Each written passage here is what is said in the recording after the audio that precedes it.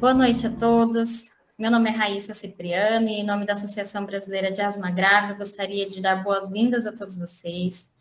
Hoje nós vamos abrir mais uma série, das nossas lives temáticas que a gente já realiza ao longo de alguns anos, com um tema super bacana, a espirometria na asma. E para falar desse assunto, nós convidamos o pneumologista Dr. Roberto Rodrigues Júnior, especialista em função pulmonar, membro do Conselho Deliberativo da Sociedade Brasileira de Pneumologia e Tisiologia e professor da disciplina de pneumologia da Faculdade de Medicina do ABC. Doutor, muito boa noite. Muito obrigada por o senhor estar aqui com a gente, por aceitar o nosso convite, né? O senhor que já participou algumas vezes e está sempre muito atuante também aí na educação continuada, na educação com os pacientes. Obrigada por aceitar o nosso convite, doutor. Quem agradece sou eu, Raíssa. Boa noite para você, para toda a equipe da Associação Brasileira de Asma Grave. E nós estávamos conversando antes de iniciar esse bate-papo aqui, mas já era um bate-papo assim da grande utilidade pública do serviço que vocês prestam, não somente para os pacientes, como para os familiares dos pacientes, mas também para os médicos, né? Trazendo uma preocupação da sociedade para um olhar sempre mais atento para esse grupo de pacientes, não somente pacientes com asma, vocês também já estão trabalhando com outras doenças. Asma é uma doença muito frequente, mas vocês também já se preocupam com doenças raras, mas enfim. Então, eu vejo que a ASBAG aí, juntamente com a Casa Hunter, são realmente instituições de utilidade pública, vocês são muito importantes para todos nós, é um prazer estar com vocês, continuem firmes e avante. Vamos lá. Obrigada, doutor. O prazer é todo nosso, a honra é nossa, né? E antes de dar início à nossa conversa, gostaria de agradecer o apoio das empresas GSK, Sanofi Genzyme também, nesse evento, né? Tornando possível esses nossos encontros. E agora sim, doutor, muito obrigada, né, por ter aceito esse convite mais uma vez. Vamos dar início à nossa noite, doutor, falando sobre esse assunto, porque sofrer de alguma condição respiratória, né, crônica, é um desafio muito grande. Não é nada fácil para as pessoas que convivem com essa doença. Eu posso falar, assim,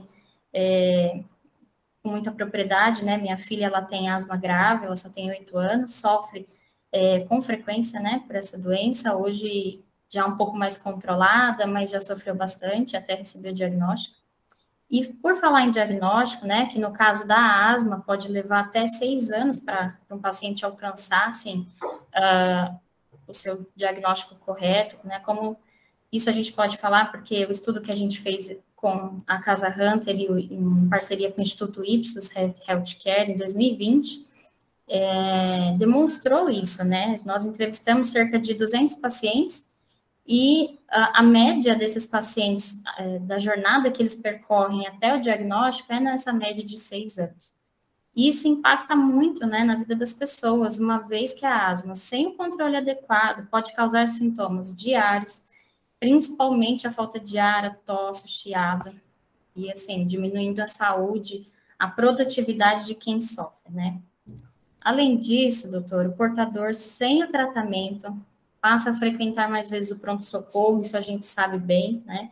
Utiliza das suas medicações aí de resgate com muito mais frequência, muitas vezes nem sabe que existe uma outra medicação de controle, acha que é só aquela medicação de resgate que é o devido tratamento, e dessa forma traz ainda muitos gastos financeiros, né, para toda essa família, e acaba onerando até o Estado.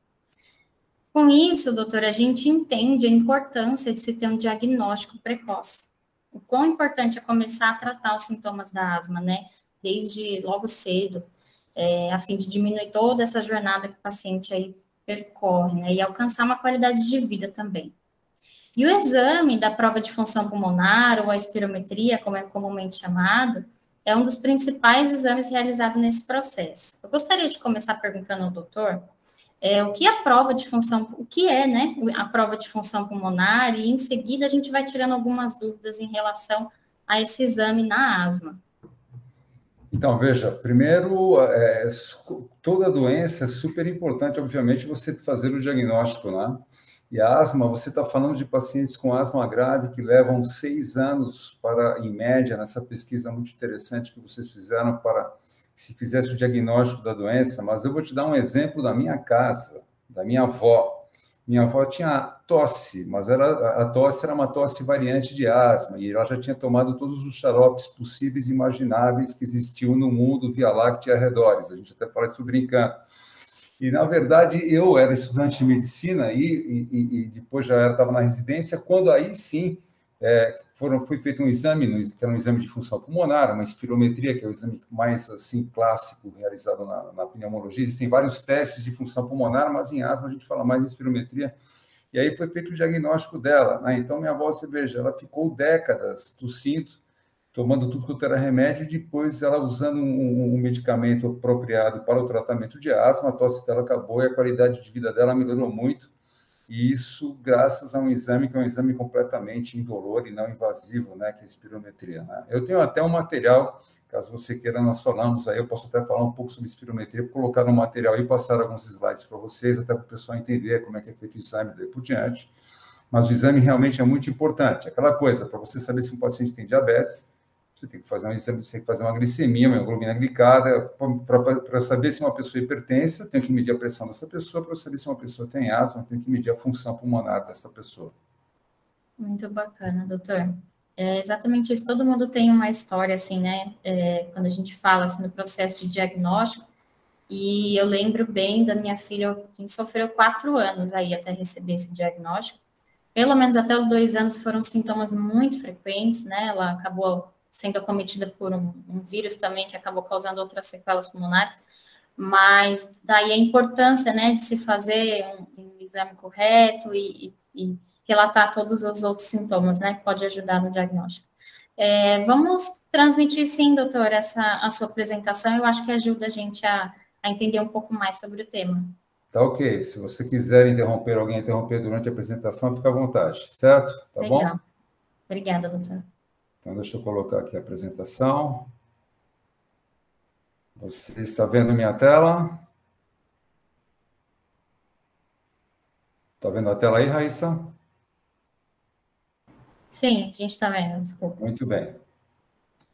Muito bem, então, vamos falar um pouco sobre espirometria na asma, agradecendo aí o convite da Associação Brasileira de Asma Grave. Meu nome é Roberto Rodrigues Júnior, eu sou médico pneumologista, trabalho na Faculdade de Medicina do ABC, e aqui nós já vemos até, a Raíssa falou de criança aqui, né, uma imagem aqui animada de um ursinho fazendo um exame de função pulmonar, ele está fazendo uma espirometria, e ele está fazendo o exame soprando, é um exame que você mobiliza todo o ar dos seus pulmões, é um aparelho aqui portátil, e aqui está desenhado todo o ar que sai e todo o ar que entra nos pulmões dele durante as manobras respiratórias forçadas. Então, para a gente falar de espirometria, até entender um pouco desse exame, falar um pouquinho de história, né? A história desse exame de função pulmonar de espirometria, ela começou com esse médico inglês, um médico muito elegante, vocês estão vendo, chamado John Hutchinson. Ele viveu em Londres, né? Ele nasceu em 1811, e ele fez um estudo muito interessante. Em 1846, em Londres existia uma epidemia, era uma doença respiratória infecciosa que matava várias pessoas. Veja só, existe até uma similaridade com o que nós estamos vendo hoje com a Covid, só que a doença, na época que matava milhões de pessoas, e ainda mata milhões de pessoas, né, é um pouco esquecida, mas ela continua aí, era a tuberculose.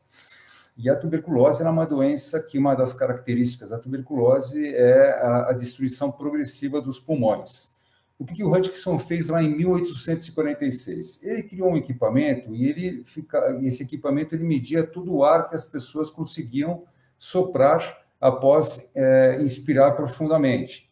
E ele media, então, toda essa grandeza, todo esse ar que saía dessas pessoas. E ele observava que pessoas que estavam doentes, que tinham sintomas respiratórios, elas tinham essa grandeza menor do que os indivíduos que eram indivíduos saudáveis. E essas pessoas que eram doentes, que tinham essa grandeza menor, morriam mais precocemente do que os indivíduos saudáveis. E daí o nome dessa grandeza ficou conhecido no mundo da pneumologia e no mundo da medicina como capacidade vital. Quanto maior a tua capacidade vital, maior o seu tempo de vida e a sua qualidade de vida. Então, veja só, uma coisa genial, desde 1846 já se havia, então, registrado que é importante você medir o funcionamento dos seus pulmões e todo o ar que você consegue expirar é a sua capacidade vital. O Hutchinson, antes de fazer medicina, ele era consultor de uma companhia de seguros, e ele até propôs para a companhia de seguros que, veja, que ela fizesse esse exame em todas as pessoas que quisessem contratar uma apólice de vida na época. E quem tivesse essa grandeza menor, ele falava para o pessoal da companhia de seguros, olha, melhor você cobrar mais caro desse paciente, dessa pessoa, porque ele tem uma chance menor de uma sobrevida longa. Então, além de tudo, ele era um grande empreendedor. Depois ele ainda foi para a Austrália, exerceu medicina na Austrália, em Fiji. Aí ele tem até uma placa erguida para o Hutchinson, lá em Fiji, falando, erguida pela Sociedade Australiana de Pneumologia, pela Sociedade de Doenças Respiratórias Britânica, falando e homenageando ele por tudo que ele fez no campo da função pulmonar. O que o Hutchinson fazia, na verdade, era o seguinte, ele mandava uma pessoa ficar respirando normalmente, ela enchia completamente os peitos de ar, expirava completamente, e aí ela ia soprando, ele falava, enche o peito de ar, agora vai soprando, todo esse ar que saía era o ar era todo o ar que era mobilizado, que chama capacidade vital.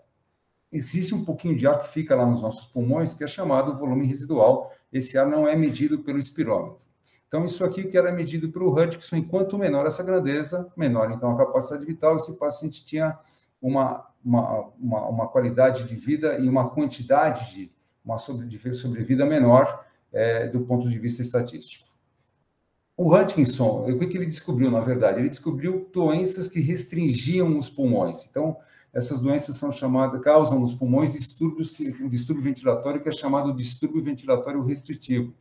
Então, quando há uma redução dos volumes pulmonares, que acontece no paciente que tem tuberculose com destruição dos pulmões, num paciente que tem uma doença que ocupa o espaço aéreo, como, por exemplo, Covid, numa pneumonia, em um derrame pleural, quando você tem um monte de líquido na pleura, e aí quando esse acúmulo de líquido na sua cavidade pleural, ele vai comprimir seus pulmões, você não consegue expandir os pulmões, então cai sua capacidade vital, e era isso que ele media com o espirômetro dele, e aqui está a imagem do espirômetro do Hutchinson, que era esse espirômetro aqui, e aqui do lado direito nós vemos uma criança, né? Isso aqui já no século XX, mas usando o espirômetro. Esse espirômetro de Hutchinson foi utilizado até cerca de 1970, 1980, era um espirômetro de volume, obviamente, mais moderno, mas com os mesmos princípios, né? Então, a criança soprando, e isso aqui movimentava esse equipamento, essa campânula, o quanto que isso movimentava era o ar que saía dos pulmões da criança. Então, os exames eram feitos com esses tipos de equipamentos.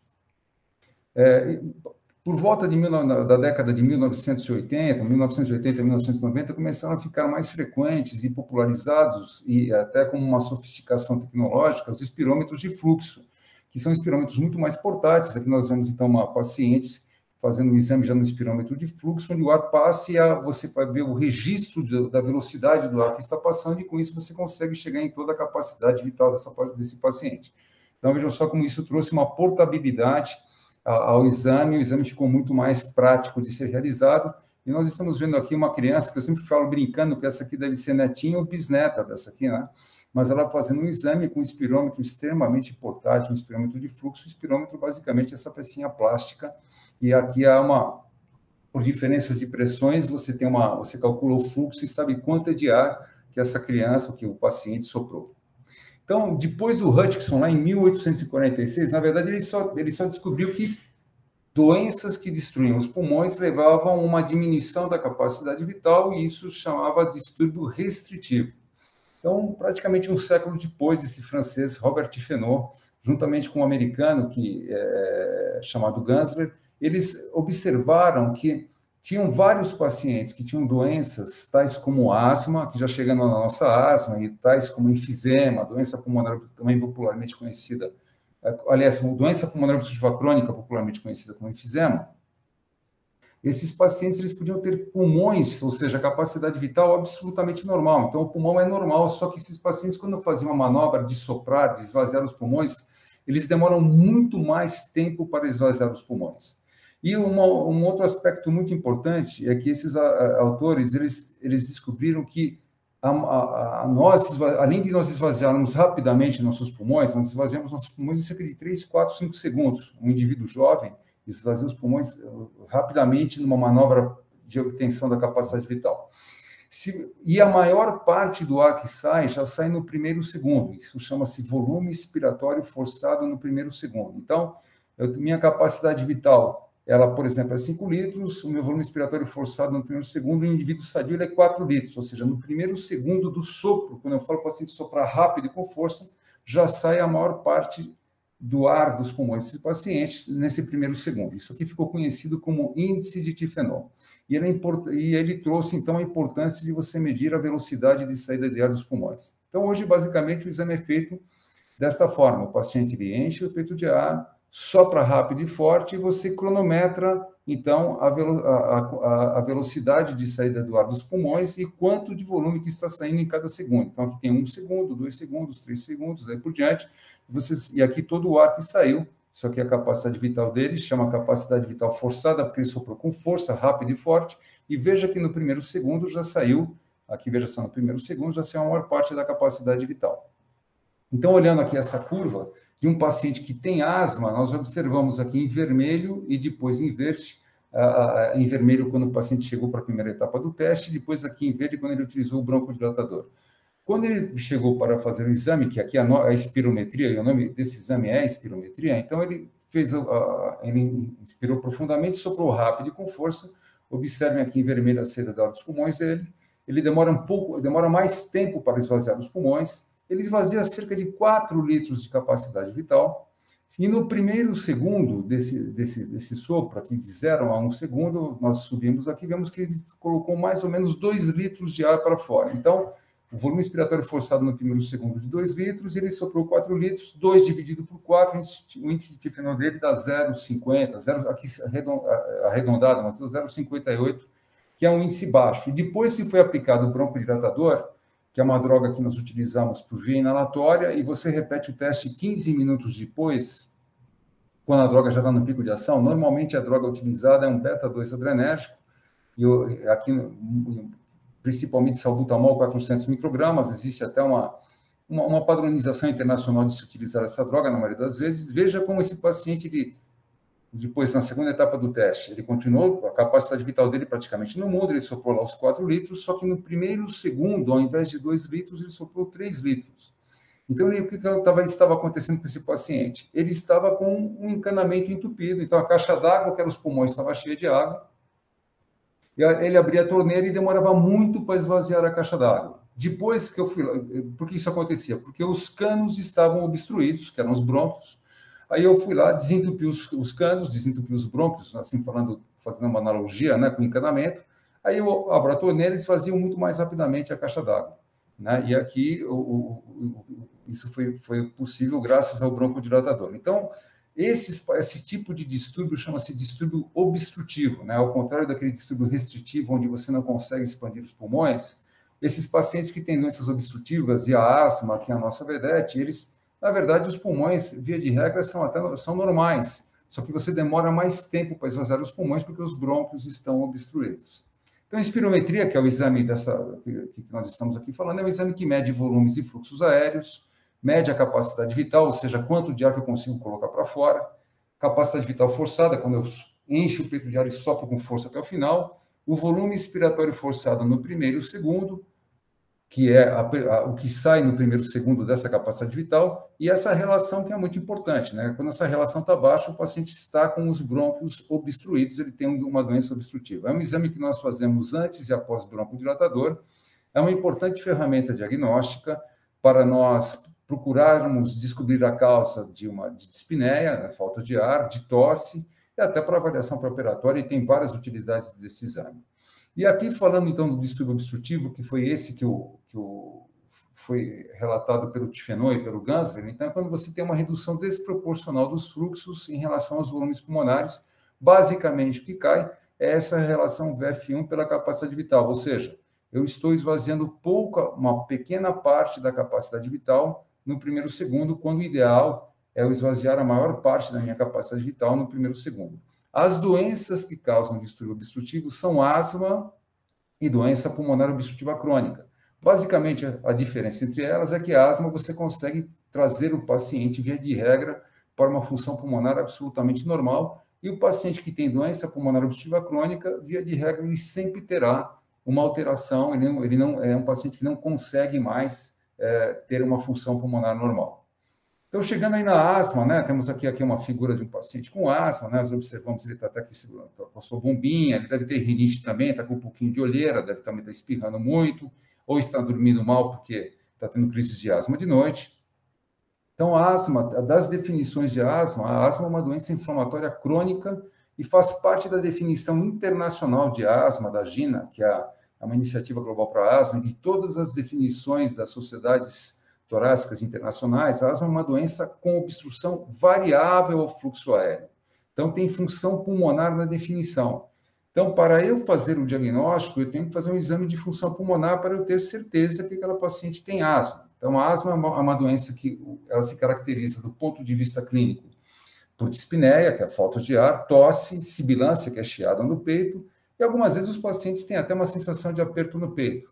Esses sintomas podem ser episódicos, muitas vezes melhoram espontaneamente, sem uso de medicação, mas existem outras doenças que podem causar esses sintomas, então nós temos que ficar alertas e por isso que temos que seguir em frente na busca de um diagnóstico preciso.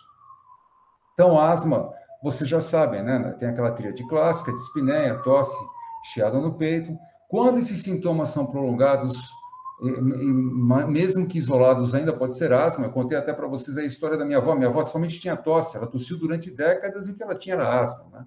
Quando eu tenho associação dos sintomas com exposição a alérgenos, com resfriado, risada, exercício, a gente até fala brincando que paciente com asma não pode assistir comédia, né? Que ele começa a dar risada, ele começa a respirar pela boca, e isso faz com que ele tenha uma hiperventilação, ele tem uma perda de umidade em via aérea, ele faz broncoespasmo, ele começa a ter uma crise de asma. Mas, enfim, existem várias teorias para isso. Essa é uma das teorias. E lembrar que nem tudo que chia é asma, nem toda asma chia, nós vamos falar um pouco sobre isso. Então, o diagnóstico funcional da asma, já falamos, o ideal é que você faça uma espirometria, porque ela confirma o diagnóstico. Você documenta que o paciente tem uma obstrução ao fluxo aéreo, que resolve completamente ou melhora de forma significativa após o broncodilatador, e até você ter uma avaliação da gravidade dessa asma do ponto de vista funcional.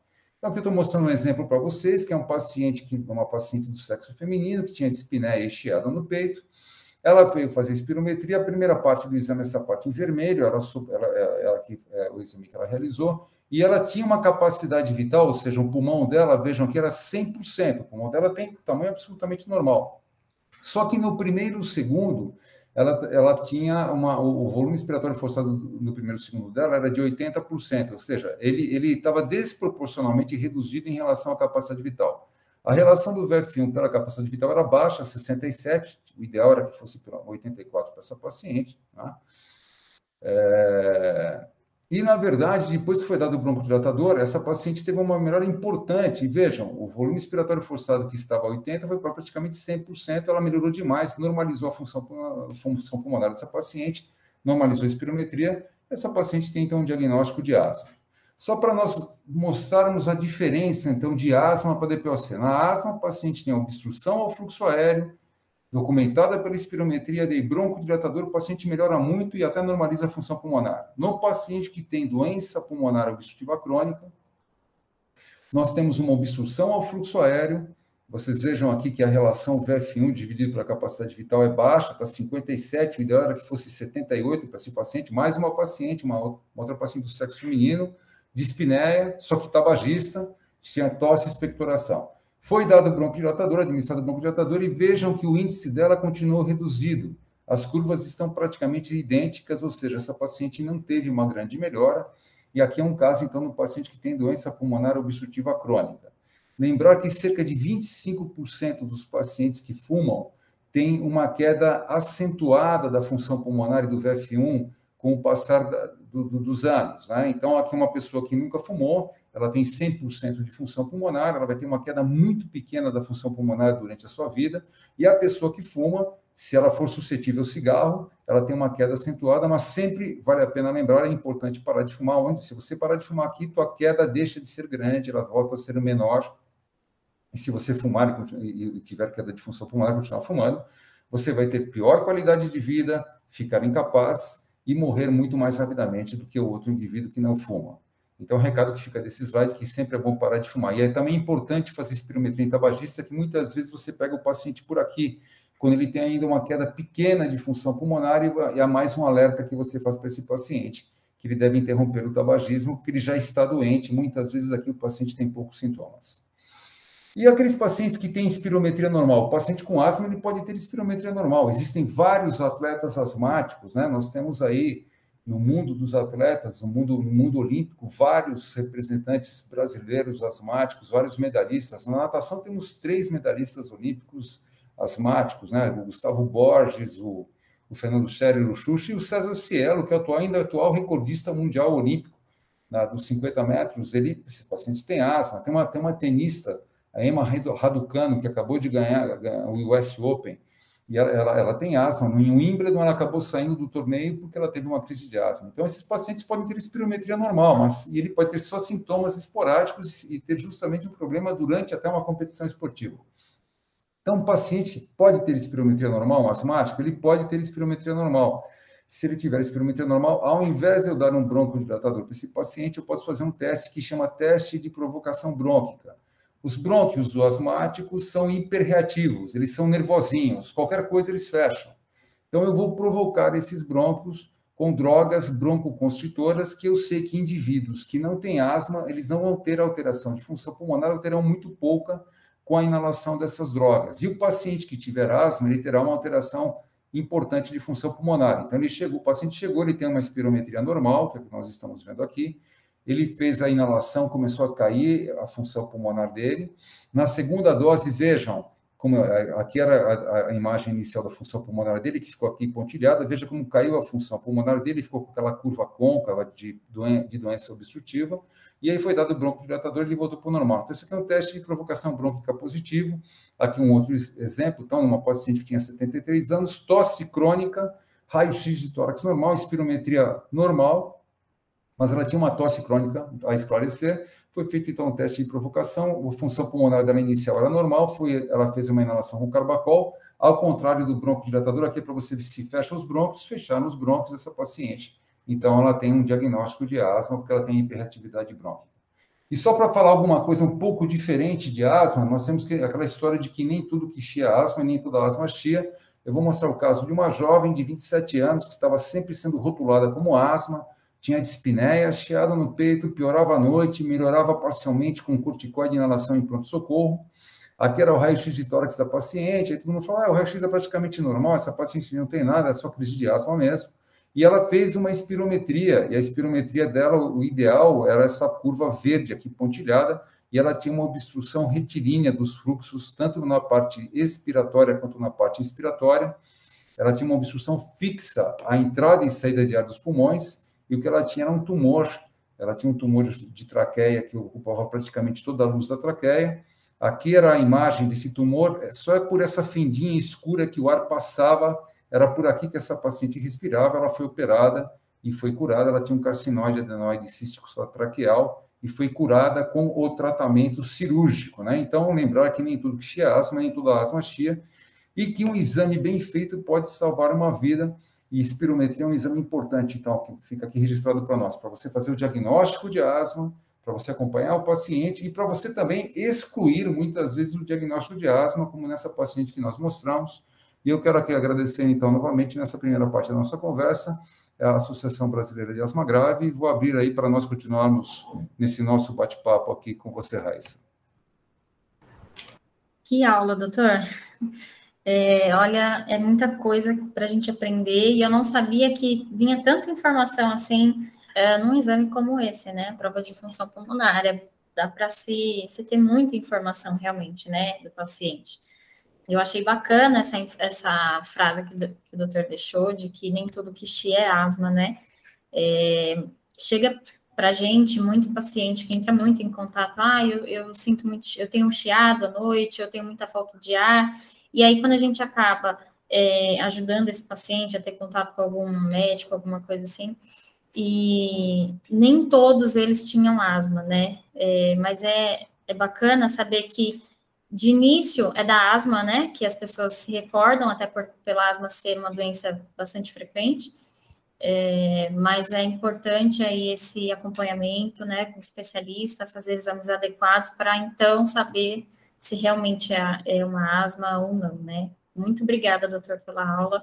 Achei muito bacana. Eu acho interessante que esse material depois fica guardado, né, e gravado no nosso YouTube. Depois os pacientes, até outros profissionais podem entrar e ter acesso a essas informações e aprender um pouquinho também com a gente, né? Muito bom. Doutor, chegou algumas perguntas para a gente que eu queria já passar para o senhor. Algumas têm bastante a ver com tudo que o senhor já falou e apresentou, mas eu acho bacana a gente trazer aqui para a nossa discussão. Uma dúvida que é sempre bastante gerada entre os pacientes é se a espirometria é um exame determinante para o diagnóstico, né? Porque muitos relatam essa dúvida. Eu recebi o diagnóstico, mas minha espirometria não acusou nenhuma alteração. Isso é normal? Eu acho que a paciente quis dizer assim, o exame da espirometria é o único exame necessário para o diagnóstico, ou tem outros fatores que a gente precisa levar em consideração no caso da asma? Bom, na verdade, assim, a espirometria é um exame importante para você fazer o diagnóstico, porque primeiro você exclui muitas vezes você exclui outras doenças, e se você documenta no dia do exame que o paciente está com uma obstrução, mesmo que uma obstrução leve, ele melhorou ou normalizou com broncodilatador, em um paciente que tem sintomas compatíveis com asma, o diagnóstico está feito. A maior parte dos pacientes, um pouco de obstrução, eles terão, muitas vezes até uma obstrução grave. Tem paciente que tem pouco sintoma e vai fazer o teste, ele tem 30% de função pulmonar ao invés de ter 100%. Então, sempre é importante você fazer o exame. Agora, em relação à pergunta dela, se minha espirometria é normal, eu posso afastar a asma? Não, não pode, porque a asma, na verdade, é uma doença onde o teu bronco ele pode estar fechado e pode estar aberto. Então, se você chegar no dia do exame e você tiver com função pulmonar normal, bom, ali eu não consegui documentar, mas o ideal é você prosseguir na investigação, que seria fazer aquele teste de provocação brônquica, né?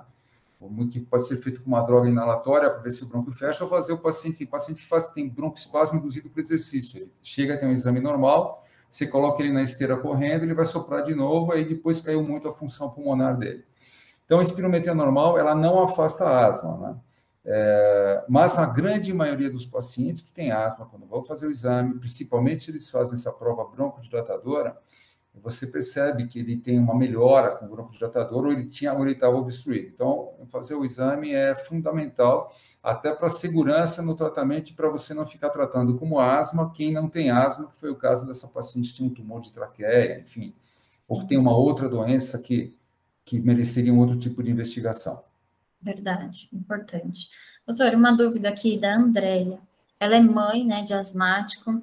Ela fala assim, doutor, o que significa um resultado com broncodilatação não significativa, porém com aumento de mais de 20% da função pós o salbutamol, né? Por que acontece essa variação? Quase tudo isso que o senhor já explicou, mas essa dúvida... Sim, na verdade, aí, André, assim, uma melhora na função pulmonar, se é uma melhora acima, que ela está falando em percentual, mas normalmente uma melhora acima de 12% de função pulmonar, 10%, 12%, já é considerada significativa. Então, se houve uma melhora, pelo que ela está falando aí, de 20%, essa melhora é significativa. Pode ser que não tenha normalizado o exame, né? Então, não sei se foi isso que ela quis falar. Eu tinha 50% de função pulmonar, usei o broncodilatador, fui para 85%. E aí, mas eu tenho asma? Provavelmente você tem uma asma e você tem que tratar da sua asma. Por que não chegou em 100% já naquele exame? Porque muitas vezes os brônquios estão inflamados há dias, meses, anos, né? Então, o exame você faz, você sopra, espera 15, dá um broncodilatador, depois de 15 minutos você sopra novamente. Muitas vezes tem uma melhora importante. Mas não chegou a 100%. Sim, mas você pode ter muita inflamação lá nos brônquios, tem brônquio que ainda continua fechado, você tem que tratar desse paciente durante um tempo e acompanhar o paciente, tanto do ponto de vista de perguntar se ele está melhorando, sempre as informações do paciente, o quadro clínico, o mais importante é você conversar e examinar o doente, em qualquer tipo de doença. Mas para acompanhar um paciente que tem asma, você tem que também acompanhar a função pulmonar dele. É a mesma coisa, para acompanhar um paciente que tem diabetes, você tem que ficar medindo os níveis glicêmicos desse paciente. Para acompanhar, não é só perguntar, você melhorou? Ah, melhorei muito. Tá, mas como é que está a tua glicemia? Vamos medir a glicemia. A minha pressão melhorou muito, eu não tenho mais dor de cabeça. Põe ali o aparelhinho para medir a pressão e nós temos que fazer isso também.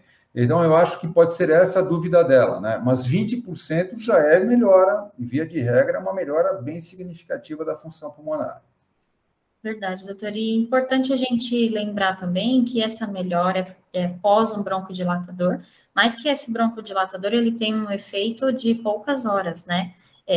Que aqui no caso do exame, normalmente o médico utiliza essa medicação justamente para conseguir documentar essa melhora, né, da obstrução, mas que eu gostaria de deixar aqui também essa mensagem, que a importância da gente voltar com esse exame lá para o médico, para seguir com o tratamento contínuo e fazer uso da medicação correta, né? Super bem observado, Raíssa. Você sabe que eu costumo colocar nos laudos assim, houve melhora significativa neste teste, mas, na verdade, houve normalização. Mas não é que o paciente pegou, foi ali, e nós curamos da asma do paciente com exame de função pulmonar, porque aquele exame, aquele remédio, ele tem efeito de 4 horas de duração, 6 horas. A maioria das vezes é isso. Então, tem que voltar no médico e aí fazer o tratamento, e via de regra, o broncodilatador é um remédio que ele é utilizado de resgate na doença, nas crises de asma, e para fazer o exame de função pulmonar. Mas, via de regra, em asma, o tratamento não é somente com broncodilatador. Muito pelo contrário, né? Você tem outras drogas que devem ser administradas para tirar aquela irritação, aquela inflamação dos brônquios que torna esses brônquios hiperreativos, né? A gente tem que falar nervosinho. Muito bom. Exatamente, porque muitas vezes muitos pacientes ainda, principalmente os asmáticos leves, moderados, né, entende que, tá vendo, eu usei broncodilatador na espirometria, eu melhorei. Então, quando eu tiver alguma crise, uma falta de ar, eu vou usar meu broncodilatador e vai estar tudo certo. Não é bem assim, né? Doutor, uma outra dúvida aqui da Marcelene, ela fala assim, doutor, ao realizar o exame, usamos o medicamento de costume, ou aquele, a gente usa um broncodilatador, ou aquele de costume, aquele do tratamento contínuo. Eu já fiz esse exame utilizando as duas medicações e os resultados foram diferentes. Por quê? Bom, primeiro, você, em relação à droga utilizada no exame, via de regra, o que é utilizado no exame é um broncodilatador de curta duração, que é salbutamol, fenoterol, que são drogas beta-2 adrenérgicas. Mas você pode fazer o exame com qualquer tipo de broncodilatador, respeitando o pico de ação desse broncodilatador. Tem alguns remédios que demoram mais tempo para terem o pico de ação. Não adianta querer medir a função pulmonar 15 minutos depois, você vai ter que medir 30 minutos depois, ou mais ainda. Por isso, via de regra, se usa salbutamol, fenoterol. Mas você poderia fazer com outros remédios também. Quanto à pergunta que ela fala aí, olha, um dia eu fiz, eu melhorei mais, outro dia eu melhorei menos, assim, é como isso, o exame de função pulmonar, ele retrata, ele é uma foto instantânea do paciente naquele dia. Então, aquele dia pode ser que ele estivesse com os brônquios mais inflamados e ele não tenha melhorado tanto quanto ele fez em um outro momento, né? Então, isso é muito importante deixar registrado, até porque tem pacientes, muitas vezes, que eles vêm fazer o teste, e aí é mais uma particularidade de quem mexe com função pulmonar. Ele chega para fazer o teste, ele faz o primeiro sopro, ele estava um pouquinho obstruído, ele começa a ter um broncoespasmo durante o exame. Então, o primeiro sopro dele ele estava com 80%, o segundo 70%, o terceiro 60%, o último estava 40%. Ele chama broncoespasmo induzido por esforço, que é o que muito atleta tem, inclusive. Atleta que tem asma. Aí, ele estava com 80%, ele caiu para 40%. Aí você deu o broncodilatador, ele foi para 85%, ele até melhorou, mas ele não melhorou muito dos 80%, mas não é porque o computador salvou os 80% inicial. Aí, no final, quando você deu o broncodilatador, está 85%, mas se você não documentar, na verdade, ele caiu de 80% para 40%, e o broncodilatador ele foi para 85%. Então, Por isso é muito importante nós termos critérios de aceitação e de qualidade em espirometria. Uma grande preocupação das sociedades, tanto da sociedade brasileira, paulista, de pneumologia, quanto das sociedades internacionais, é com qualidade em exame de função pulmonar. Isso é muito complicado. Os exames têm que ser feitos por pessoas treinadas e os laudos por médicos certificados, porque senão você pode ter assim falsos diagnósticos. Você pode rotular de normal alguém que seja doente, e pior ainda, você pode rotular de doente alguém que seja normal, que vai ficar tomando remédio de maneira inadequada e gastando dinheiro. Nos Estados Unidos, hein, você veja, menos de metade dos pacientes são submetidos a um exame de espirometria e são rotulados como DPOC. Pegaram lá milhares de pacientes com diagnóstico de uma doença pulmonar que tomavam remédio e não tinham feito função pulmonar neles. Como é que eu vou dar um remédio para alguém? Caramba. Isso estou falando dos Estados Unidos. Não sei aqui no Brasil como é que é essa situação no momento, né? Acho que deve estar sendo estudado novamente aí. Até tem um trabalho, uma tese bacana de ser feita aí, mais um trabalho legal para a gente pensar aí. Verdade, doutor. Doutor, existe alguma idade mínima para realizar esse exame? Criança também consegue fazer? Criança consegue fazer o exame, desde que, na verdade, a espirometria é um exame que o que é importante é que o paciente ele tenha um mínimo de capacidade cognitiva, de entendimento para realizar a manobra de encher o peito de ar, soprar até conseguir esvaziar todos os pulmões e inspirar novamente. É isso. Então, via de regra, crianças conseguem fazer o exame muito bem. A espirometria é um exame que ele é feito dos 3 anos até os 103 anos, a gente fala hoje. Existe, inclusive, um médico brasileiro, que é o Dr. Marcos Jones, que é um pneumologista pediátrico brilhante. Ele fez um estudo dos valores normais de função pulmonar em crianças sadias brasileiras com 3 anos e meio a 12 anos. Estudo maravilhoso de função pulmonar com milhares de crianças. Sensacional, esse estudo está publicado, depois eu até vou mandar para vocês aí, é muito interessante. Então, tem até valor de referência para comparar. Quando uma criança brasileira vai fazer um teste, você já tem como comparar com uma criança brasileira saudável. O ideal é que você compare com a tua população. Então, né, não dá para você ficar comparando brasileiro com queniano com japonês com canadense, e daí, enfim, com esquimó e daí por diante. Cada população tem seus valores de função pulmonar e isso existe para a criança. Que legal. E assim, doutor, a gente recebeu uma outra pergunta de uma mãe aqui.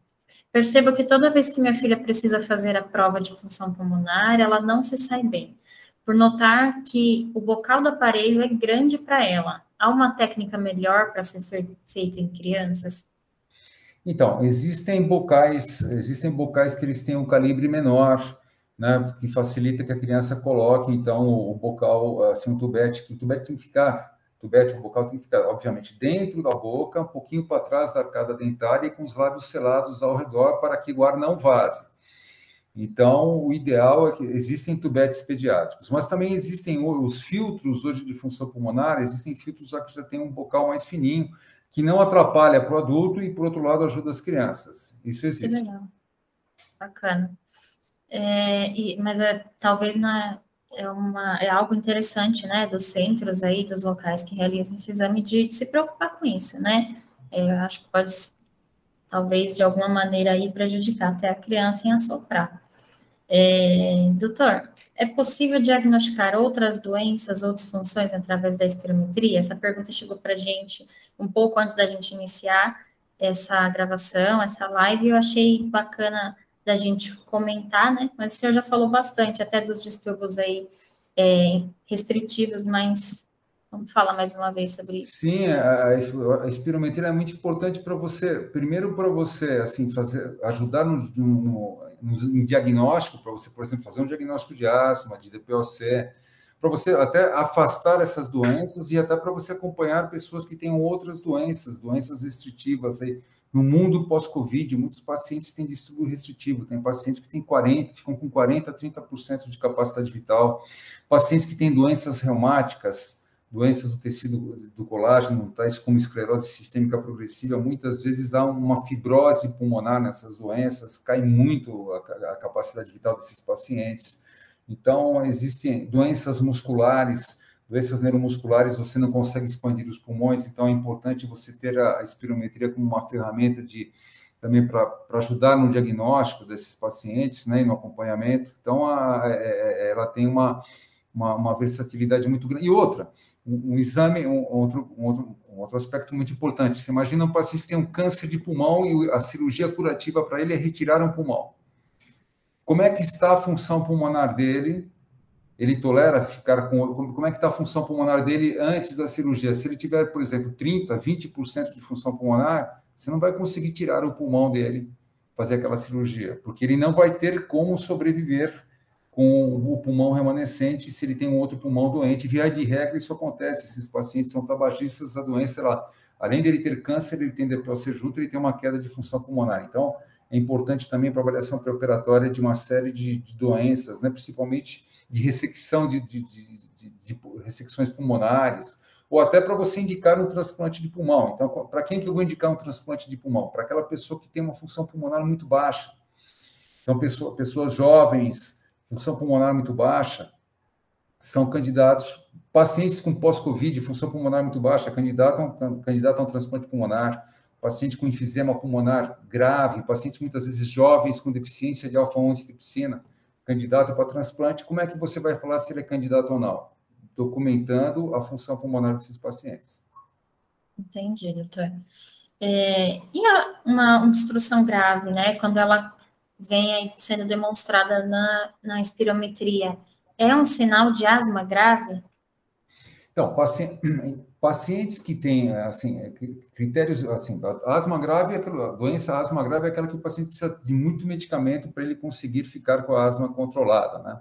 Mas existem sinais de gravidade em asma, né? Então, quais são esses sinais de gravidade? Pacientes que têm função pulmonar muito baixa, você tem que ficar de olho nesse paciente. Paciente que tem internação prévia por crise asmática, ficou entubado, ficou em ventilação mecânica, é outro sinal de gravidade de asma. Paciente que não consegue usar o medicamento de forma correta, paciente tabagista. Então, existem vários critérios, sinais de alerta para você ficar mais, vamos dizer assim, atento a esses pacientes. E função pulmonar baixa é um deles, né? Por isso que, até porque existem pacientes que eles têm uma percepção menor da gravidade, né? Eles têm uma adaptação temporal a uma situação adversa. Ele meio que ficou acostumado com uma situação adversa. Existe até uma analogia, uma comparação um tanto quanto tosca, mas sabe quando você entra num lugar e tem um odor desagradável naquele lugar, um cheiro muito ruim, e você ficou lá uns 5, 10 minutos, e você parece que até o cheiro não está tão ruim, aí chega uma pessoa, entra e fala, Raíssa, nossa, como é que você está aqui dentro? Aqui está um cheiro horrível. Você fala, não, agora até que está bom, 5, 10 minutos atrás isso estava muito pior. Então, isso é um mecanismo de defesa do nosso cérebro, para nós nos adaptarmos a uma situação adversa. E a função pulmonar reduzida continuamente, o paciente ele fica meio que, entre aspas, acostumado com 30% de função pulmonar. Eu tinha um colega, um grande amigo meu, né, um excepcional médico, e ele falou, não, estou bem, eu fui fazer espirometria, ele tinha 30% de função pulmonar. Eu falei, pelo amor de Deus, não, mas hoje eu estou bem. Aí, com o tratamento, ele foi para 60%, 70%, 80%, ele começou a correr no Parque Ibirapuera, mas ele tinha 30% de função pulmonar. Eu, não, é de noite que eu fico ruim, agora eu estou me sentindo bem. A tal da adaptação temporal a uma diversidade. É verdade, doutor. Tá aí. Hoje a gente conseguiu entender o quão importante é esse exame, né? Não é simplesmente aí um aparelhinho que a gente sopra e vê aí o volume de ar, é extremamente importante desde o diagnóstico até para se quantificar aí esse controle, né, da asma. Doutor, muito obrigada mais uma vez por todos esses aprendizados, esses ensinamentos de hoje, né? Nesse momento a gente vai chegando aí, se aproximando no final dessa live, mas antes de mais nada, eu quero agradecer mais uma vez em nome da Associação Brasileira de Asma Grave, você, doutor Roberto, a sua presença e por esclarecer tantas dúvidas importantes nessa noite. E antes de encerrar, doutor, queria saber se o doutor tem ou poderia deixar uma mensagem, assim, em alusão a isso tudo que a gente conversou hoje, né, para os pacientes que ficaram conosco até o final, para os profissionais que vão assistir isso depois, da importância mesmo da boa aplicação desse exame. Então, a minha mensagem, bom, primeiro mensagem de agradecimento a vocês, parabenizar a você, Raíssa, e a Asbag aí por todo o trabalho que vocês fazem junto com a Casa Hunter. E essa mensagem para vocês, assim, para os pacientes, para aqueles que estão assistindo essa live, a mensagem que eu digo sempre que você tiver o sintoma, não menospreze seus sintomas, não deixe para procurar um médico em última hora, procure seu médico. Procure seu médico, se você tiver um sintoma respiratório, procure um médico pneumologista. Né? Existem hoje vários métodos de diagnóstico absolutamente não invasivos, não dói nada fazer um exame de função pulmonar. Você é treinado a fazer um exame de função pulmonar desde seu primeiro ano de idade, quando falam para você, só para a velhinha do bolinho, só para a velhinha, 1 aninho, 2 aninhos, encher o peito de ar só para apagar todas as velhinhas de uma vez. Procure seus médicos, siga o tratamento. Se você estiver sentindo-se melhor, ótimo, não deixe de seguir o tratamento. É muito importante. Nós temos a asma, uma das doenças mais gratificantes de serem tratadas, porque os pacientes melhoram demais. Mas, por outro lado, nós vemos até hoje, infelizmente, mortes que são totalmente evitáveis em uma doença cujo tratamento é gratificante. Então, procure seu médico, procure seus pneumologistas. Nós temos médicos, médicas, né? Hoje as mulheres, inclusive, estão dominando a pneumologia. A presidente da Sociedade Brasileira de Pneumologia é uma mulher, a presidente da Sociedade Paulista, temos médicas maravilhosas aí também no campo da pneumologia. E você vê aí, a chefona das Asbag também é uma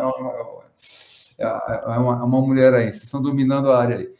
Então, procurem sempre se orientar, procurem sempre ouvir as sociedades de especialidades. Não ouçam opiniões de um ou outro médico, assim, eu acho isso, acho aquilo. Cheque até com a sociedade, né? Existem hoje boletins de sociedades para que vocês tenham segurança melhor, para que todos nós tenhamos uma qualidade de vida melhor e usufruir da vida que é maravilhosa.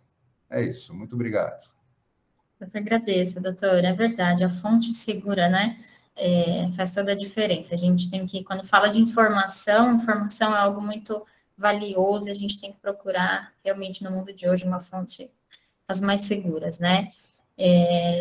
Doutor, muito obrigada, e eu quero agradecer a todos vocês também que ficaram até o final. Eu quero dizer que, caso tenha alguma dúvida, vocês podem encaminhar para a gente, os nossos canais de comunicações vão estar aqui na descrição, né? E aí a gente tenta respondê-los e atendê-los da melhor maneira possível. Quero agradecer mais uma vez as empresas GSK e Sanofi Genzyme, né, por apoiar mais este encontro e aí levar informação de qualidade, segura, a quem precisa. Doutor, muito obrigada mais uma vez, obrigada a todos vocês pela audiência e boa noite a todos. Boa noite, tudo de bom para vocês.